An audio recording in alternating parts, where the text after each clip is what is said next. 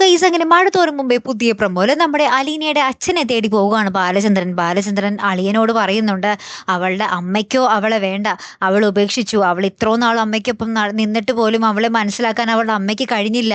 അപ്പൊ പിന്നെ ഇനി അവൾ നിൽക്കേണ്ടത്, ഇനി അവൾ പോകേണ്ടത് അവളുടെ അച്ഛൻ്റെ അടുത്തല്ലേ, നമുക്ക് അങ്ങോട്ട് പോകാം എന്നും പറഞ്ഞ അളിയനെയും കൊണ്ട് നേരെ നമ്മുടെ ബാലചന്ദ്രൻ പോകുന്നത് സ്റ്റാൻലി, അതായത് അലീനയുടെ അച്ഛൻ്റെ അരികിലേക്കാട്ടോ.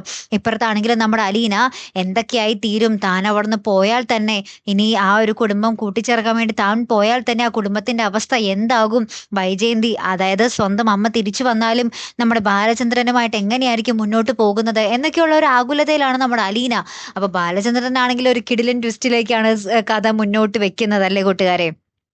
ഈ സ്റ്റാൻലി അതായത് അലീനയുടെ അച്ഛനുമായിട്ട് തിരികെ വരത്തുള്ളൂ, അലീനയുടെ അച്ഛനെ നമ്മുടെ വൈജയന്തിക്ക് മുന്നിൽ കൊണ്ടുവന്ന് നിർത്തും എന്നാണ് നമ്മുടെ ബാലചന്ദ്രൻ പറയുന്നത്.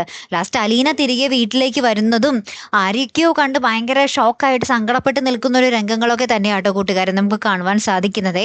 എന്തായിരിക്കും അവിടെ സംഭവിച്ചിട്ടുണ്ടാകുക, സ്വന്തം അച്ഛനെ കാണാൻ പോവുകയാണ് അലീന അല്ലെ. ഇനി ചിലപ്പോൾ അങ്ങോട്ടുടനീളം അച്ഛനൊപ്പം ആയിരിക്കാം ചിലപ്പോൾ അലീന താമസിക്കാൻ പോകുന്നതും. എന്തായാലും കാത്തിരിക്കാവേ. അപ്പോൾ അടുത്തൊരു വീഡിയോയുമായി വരുന്നത് വരയ്ക്കും ഗുഡ് ബൈ.